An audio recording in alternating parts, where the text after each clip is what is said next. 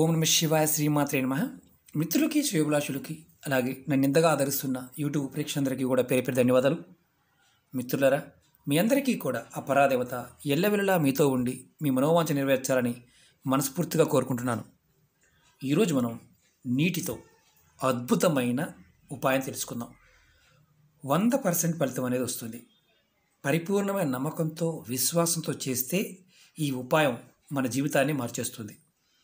ఎందుకంటే నీరు మన శరీరంలో 70% ఉంటుంది.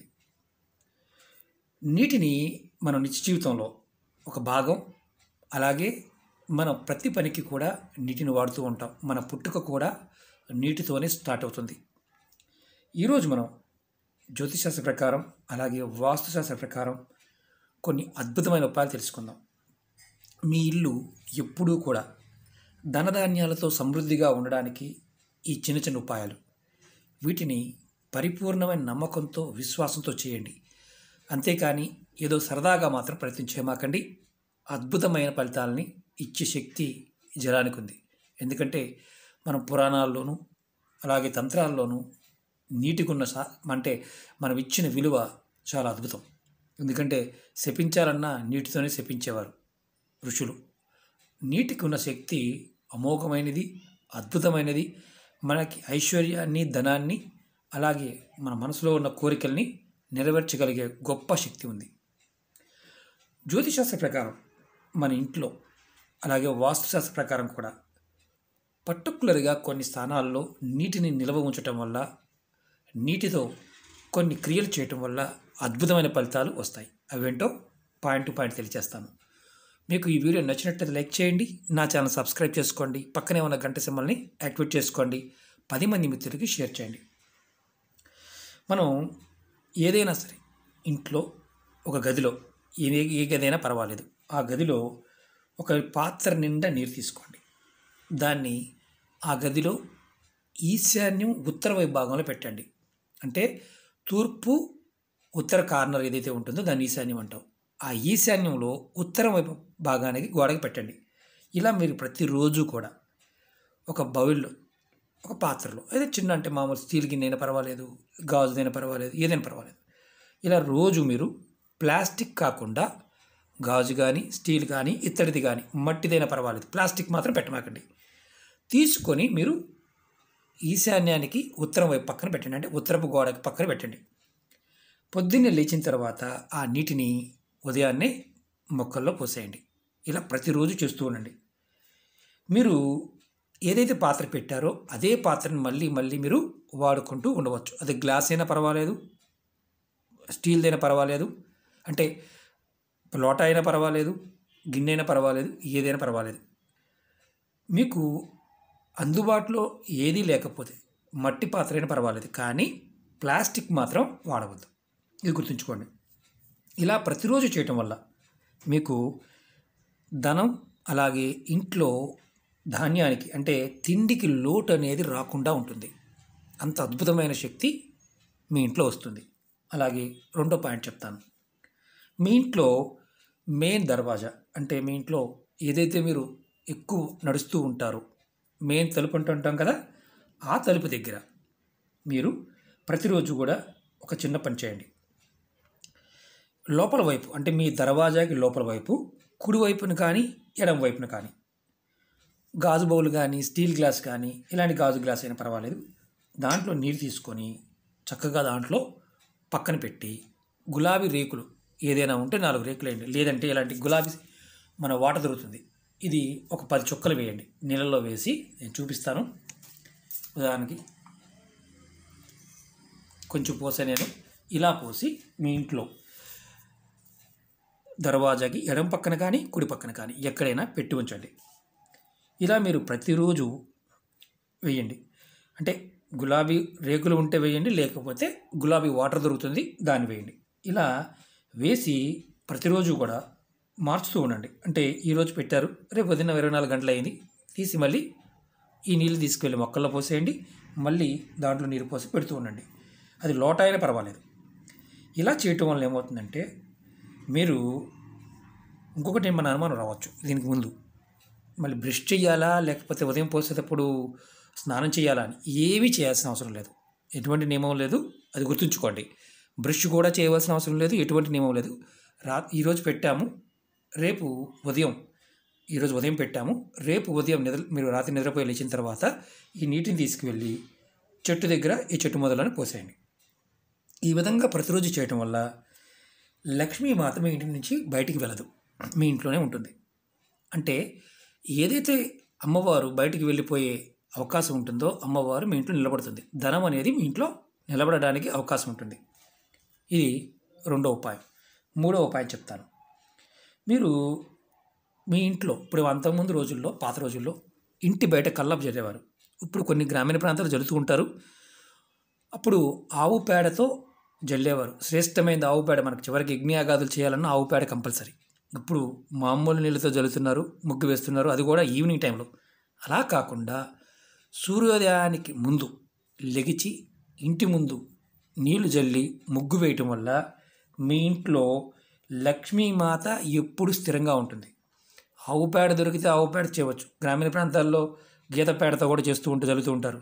అపార్ట్మెంట్స్లో అవకాశం ఉండదు కాబట్టి ఉదయాన్నే లేచిన తర్వాత ఒక గ్లాసు నీళ్ళైనా సరే మీ ఇంటి బయట జల్లండి. జల్లి కాస్త ముగ్గు పెట్టడానికి అలవాటు చేసుకోండి. మనం స్టిక్కర్ అంటే ఇచ్చామండి, మనకు అవకాశం లేదండి, చిలకరించండి. ఇలా కొద్దిగా చిలకరించి ఒక చిన్న 2 రేకుల ముగ్గన్న వేయండి. ఎందుకంటే మీ ఇంటిలోకి అలక్ష్మి రాకుండా ఉంటుంది, ధనం అనేది ఎప్పుడు స్థిరంగా ఉంటుంది. గ్రామీణ ప్రాంతాల్లో డబ్బుతో సంబంధం కాదు, వాళ్ళు ఆనందం, మానసిక ఆనందం ప్రతి ఇంట్లో ఉంటుంది. కారణం ఏంటంటే ఏ ఇంట్లో అయితే కల్లాపు జల్లి ముగ్గు పెడతారో, అది కూడా ఉదయం పూట. చాలామంది ఇప్పుడు ఫ్యాన్సీగా ఈవినింగ్ టైంలో పెట్టేసి ఉదయాన్ని వదిలేస్తున్నారు. ఎందుకంటే లక్ష్మీని మనం రాత్రి వచ్చిన లక్ష్మీని ఉదయాన్నే మన ఇంట్లో ఉంచుకోవాలి, దాని అర్థం అది. ఇలా ఒకవేళ మీరు పేడగల్లా వేయలేరు కాబట్టి మామూలుగా గ్లాసు నీళ్ళు తీసుకొని జల్లి కొంచెం చిన్న ముగ్గు వేసినా సరే ప్రతిరోజు చేస్తూ ఉంటే మీ ఇంట్లో లక్ష్మీదేవి నిలబడుతుంది. ఇది ప్రయత్నపూర్వకంగా చేసి చూడండి, మార్పు కనిపిస్తుంది. అలాగే చాలామంది ఇంట్లో నీటిని చాలా వేస్ట్ చేస్తూ ఉంటారు. మీ ఇంట్లో ట్యాప్స్ కానీ, అంటే వాటర్ వాడుకునే బాత్రూంలో కానీ, షింక్లో కానీ, టాయిలెట్స్లో కానీ లీకేజ్ ఉన్న వాటిని ఆపండి. నీటి వాడకాన్ని పొదుపుగా వాడండి. ఏ ఇంట్లో అయితే నీటిని పొదుపుగా వాడతారో, ఏ ఇంట్లో అయితే నీరు వృధాగా పోకుండా ఉంటుందో ఆ ఇంట్లో ధనం అనేది నిలబడుతుంది. ప్రయత్నపూర్వకంగా చెక్ చేసుకోండి. అలాగే ఇంకొక పాయింట్ చెప్తాను. మీరు మంచినీళ్ళు తాగుతున్నప్పుడు, మీరు ఎవరైనా సరే నీళ్లు తాగుతున్నప్పుడు మీరు మనసులో ఈ విధంగా అనుకోండి, ఈ నీళ్ళు తాగడం వలన నా శరీరంలో ఉన్న రోగాలన్నీ తగ్గిపోతాయి, నా మనసు బాగా పనిచేస్తుంది, నన్ను ఆర్థికంగా అలాగే ధన సంపాదన పాయింట్ ఆఫ్ వ్యూలో నా మనసు ప్రేరణ కలిగిస్తుంది, ఈ నీరు నాకు బలాన్ని ఇస్తుంది అని, ఈ నీరు నాకు పాజిటివ్ ఎనర్జీని పెంచుతుంది అని రోజులో ఒక్కసారైనా నీరు తాగుతున్నప్పుడు అనుకోండి. అది కూడా కూర్చుని తాగండి, నిలబడి కాదు, కూర్చుని తాగండి. ఇలా అనుకుని తాగండి. ఖచ్చితంగా మీకు అద్భుతమైన మార్పును మీరు చూస్తారు. ఈ నీటిలో ఆ శక్తి దాగి ఉంది. అలాగే మనం ఇంకొక తేలికైన ఉపాయం చెప్తాను. ఇంకా చాలా ఉన్నాయి, కొన్ని వందల ఉపాయాలు ఉన్నాయి, కానీ కొన్ని మీరు చేసుకోవడానికి ఈజీగా ఉండే చెప్తున్నాను. నాకు ఏ పని అవ్వడం లేదండి, ఏది జరగడం లేదండి, అసలు నాకు ఉద్యోగం రావడం లేదు, మానసిక అశాంతత, అన్ని సమస్యలేనండి అనేవారు ఎవరైనా సరే ప్రతిరోజు మీ ఇంటి దగ్గర నుంచి కొంచెం నీరుని ఒక గ్లాసులోనో, లోటాలోనో, లేకపోతే ఇత్తడి దాంట్లోనో, కాపర్ దాంట్లోనో, చివరికి ప్లాస్టిక్ డబ్బాలో కూడా పట్టుకు వెళ్ళొచ్చు. కానీ ప్లాస్టిక్ డబ్బా కాకుండా మీరు ఏదైనా ఇలాంటి కాపర్ వెజల్లో కానీ, లేదంటే గాజు దాంట్లో కానీ తీసుకుని వెళ్ళి మీ దగ్గరలో ఏదైనా శివాలయం ఉంటే ప్రతిరోజు శివుడికి ఆ నీటితో అభిషేకం చేయండి. ప్రతిరోజు కూడా, లేదంటే వారానికి ఒక్కసారి ప్రయత్నించేయండి. మిత్రులారా, మీరు ఏది కోరుకుంటారో ఆ కోరిక అనేది ఖచ్చితంగా నెరవేరుతుంది. మీరు నీరు శివలింగం మీద ఇలా పోసి నంది చెవులో మీ కోరిక చెప్పండి. ఖచ్చితంగా మీకు ఏది కోరుకుంటారో అది వచ్చి తీరుతుంది. నీరే కదా అని తక్కువ అంచనా వేయమాకండి. ఈ ఉపాయాలన్నీ కూడా మీరు ఏది ఆచరించగలిగితే దాన్ని ప్రయత్నించేయండి. ఇది ఉపాయాలు చేస్తున్నప్పుడు ఈ నీరుని శివలింగం మీద మనం సమర్పించడం వల్ల కలిగే లాభం ఏంటంటే మనసులో ఉన్న సమస్యలకు సమాధానం దొరుకుతుంది. అలాగే మీ పితృదోషాల వల్ల ఇబ్బంది పడుతూ ఉంటే, అంటే మీ పితృదేవతలకు సరిగా పూర్వజనులకు సరిగా కర్మలు చేయకపోయినా దానివల్ల వచ్చే ఇబ్బంది పడుతూ ఉన్నా మీ ఇంటి నుండి నీరు తీసుకువెళ్ళి స్వామివారికి సమర్పించటం వల్ల, స్వామివారిని అభిషేకించటం వల్ల మీకు అద్భుతమైన ఫలితాలు కలుగుతాయి. ఇంటి దగ్గర నుంచి తీసుకువెళ్ళాలి. చాలామంది గుళ్ళో పట్టుకొని అక్కడే పుసేస్తూ ఉంటారు. అది కాదు, మీ దగ్గర నుంచి తీసుకువెళ్ళండి. ఈ నీటిలో శక్తి దాగి ఉంది. అమోఘమైన, అద్భుతమైన ఎలాంటి శక్తి దాగి ఉందంటే సమస్త కోరికను తీర్చగలిగే శక్తి ఈ నీటిలో ఉంది. ఇది మీరు వీలైతే మీ ఇంటి దగ్గర కూడా చేయవచ్చు. మన దేవాలయంలో చేయటం వల్ల ఆ శక్తి మరింత పెరిగి మనకి అద్భుతమైన ఫలితాలని కలిగిస్తుంది. మనం ఎప్పుడైనా సరే ఏది చేస్తున్నా నమ్మి విశ్వాసంగా చేయాలి. చాలామంది మిత్రులు ఫోన్ చేసి చెప్తున్నారు, గురువుగారు మేము కొంతమందికి నమ్మి లక్షల డబ్బులు ఇచ్చాము, మాకు బాగు చేస్తామని చెప్పారు, జూమ్ యాప్స్లో వచ్చి మేము మాట్లాడతాము, మేము మీ రోగాలన్నీ మాయం చేస్తాము, మీ సమస్యలన్నీ మాయం చేస్తాము, లక్షలు తీసుకున్నారు.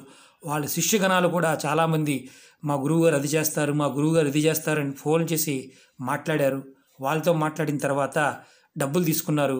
చివరికి ఏ పని కాలేదు, వాళ్ళు పిచ్చి విషయాలని చెప్పారు. ఇలా చాలామంది కాల్స్ చెప్తూ ఉన్నారు. మిత్రులరా, మోసపూరితమైన మాటలకి, అలాగే మోసపూరితమైన గురువుల దగ్గర డబ్బులు కట్టి అనవసరంగా ఇబ్బందులు పడమాకండి. భగవంతుని నమ్మండి. మీరు చిన్న ఉపాయాలని చేసుకోగలిగితే చేయండి. నిత్యం మీ కులదైవాన్ని, ఇష్టదైవాన్ని ప్రార్థన చేయండి. మీరు వీటి వల్ల మీకు ధనం ఖర్చు పెట్టి, లక్షలు ఖర్చు పెట్టి ఎవరో ఏదో చేస్తారని భ్రాంతిలోను భ్రమలోను ఉండమాకండి. జూమ్ యాప్స్లోను వాట్సాప్లోను చూసి చేసేసే రోజులు కాదు ఇవి. ఎందుకంటే అంత శక్తి ఉన్నవారు ఇలా పెద్ద వాళ్ళు, అంటే ఇక మీకు ఏదైనా చేసేయగలిగే శక్తి ఉంటే ఈ ప్రపంచంలో ఉన్న కష్టాలని, నష్టాలని, దుఃఖాలన్నింటినీ కూడా తీసేయొచ్చు. కానీ ఇలాంటి మోసపూరితమైన మనుషులతోనూ, మోసపూరితమైన వ్యక్తుల దగ్గర డబ్బులు కట్టి మోసపోమాకండి. ఎందుకంటే ఏదైనా సరే మీరుగా చేసుకోగలిగే వాటిని ప్రయత్నించేయండి. ఏదైనా నమ్మిక, విశ్వాసంతో ప్రాకృతికమైన శక్తుల్ని, మీ ఇష్టదేవతని, మీ కులదైవాన్ని పరిపూర్ణంగా నమ్మి చేయండి. ఖచ్చితంగా పనులు అవుతాయి. అంతేగాని ధనాన్ని వృధా చేసుకోమాకండి. ఎందుకంటే ఒక మిత్రురాలు నాకు ఫోన్ చేసి చెప్పడం జరిగింది, ఇలా పలానా మేము ఒకళ్ళు కలిసాము, మాకు సమస్య ఉన్నప్పుడు ఇలా చేద్దామని చెప్పారు, తీరా డబ్బులు కట్టాము, డబ్బులు లాస్ అయ్యాము. ఇలా మోసపూరితమైన వ్యక్తులు చాలా సమాజంలో ఉంటారు. జాగ్రత్తగా ఉండండి. ఎందుకంటే మన అవసర వాళ్ళు ఖచ్చితంగా ధనంగా మార్చుకోవడానికి ప్రయత్నం చేస్తారు. ఇది గుర్తుంచుకోండి. ఇలాంటివి చిన్న ఉపాయాలని చేస్తున్నప్పుడు నమ్మి విశ్వాసంతో చేయండి. నష్టాలైతే కలగవు, కానీ మన ప్రయత్నం కరెక్ట్గా ఉన్నప్పుడు అద్భుతమైన ఫలితాలు రావడానికి అవకాశం ఉంటుంది. ఓకే మిత్రులారా, మీకు ఈ వీడియో నచ్చినట్టు లైక్ చేయండి. నా ఛానల్ని సబ్స్క్రైబ్ చేసుకోండి. పక్కనే ఉన్న గంట సింబల్ని యాక్టివేట్ చేసుకోండి. 10 మంది మిత్రులకి షేర్ చేయండి. ఓం నమః శివాయ. శ్రీమాత్రే నమః.